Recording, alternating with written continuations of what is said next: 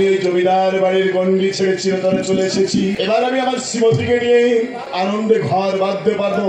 কেউ আর আমাদের সুখের পথে বাধা দিতে পারবে না। কি আপনি এতদিন পরে কেন আপনি আমাদের বাড়িতে এসেছেন? বেরিয়ে যান বলছি। আপনার মতো লম্পট চরিত্রহীনের সঙ্গে আমাদের কোনো সম্পর্ক নেই। কুমার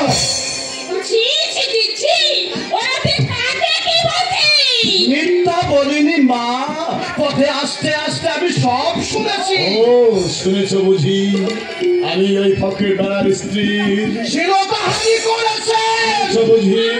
আমি আমার মরা মায়ের গয়না চুরি করে ওই ফকির বেড়ার স্ত্রীকে আপনি খুশি করতে চেয়েছেন। আরে তা শোনোনি, যাকে আমি মা বলে ডাকতাম, মেয়ের তুলো ছোট মাকে আমি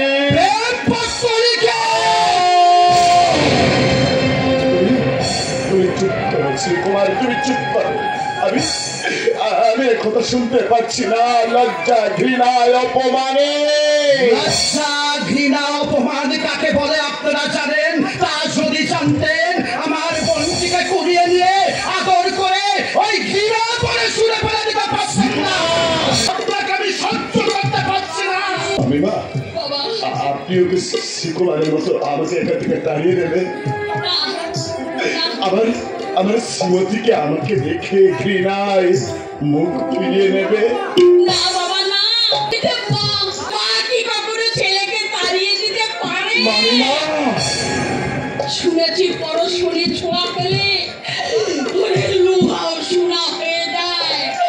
মেয়েটা আবার পরশমণির ছোঁয়া পেয়ে লোহা হয়ে গেল। মামিমা, সেই পাথর প্রতিমাকে আমি ধরে রাখতে পারিনি বাবা, আমি ধরে রাখতে পারিনি।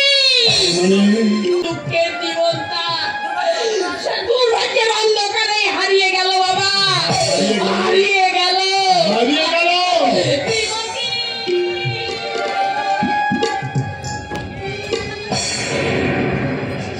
শ্রীমতীও আমার জীবন থেকে হারিয়ে গেল।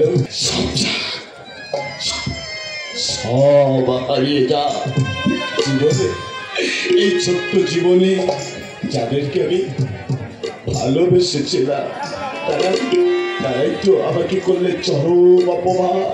যাদের আমি চিরকাল শ্রদ্ধা ভক্তি করে এসেছি, তারাই করলে আমাকে চরম অবিশ্বাস।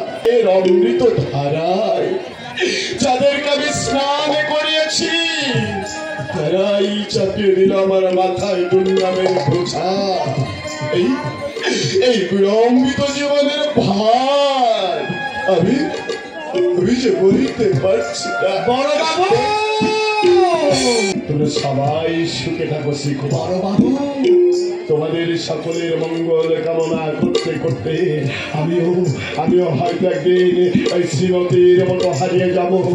আমার জন্য কেউ ভাববে না, আমার জন্য কেউ ভাববে না শ্রীকুমার। বড় বাবু,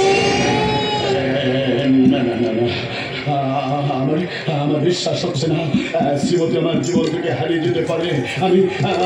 আমার মনে হচ্ছে কোনো শয়তান চক্রান্ত করে আমার শ্রীমতীকে ধরে নিয়ে গেছে, কিন্তু না, শয়তান ওই চক্রান্ত ছেদ করে আমার শ্রীমতীকে আমার উদ্ধার করে নিয়ে আসবো। যেখানে যত দূরে আমার শ্রীমতীকে ওই শয়তান দিয়ে ডাক থাকে নাও, আমি তার সবার থেকে আমার শ্রীমতীকে উদ্ধার করে নিয়ে আসবো।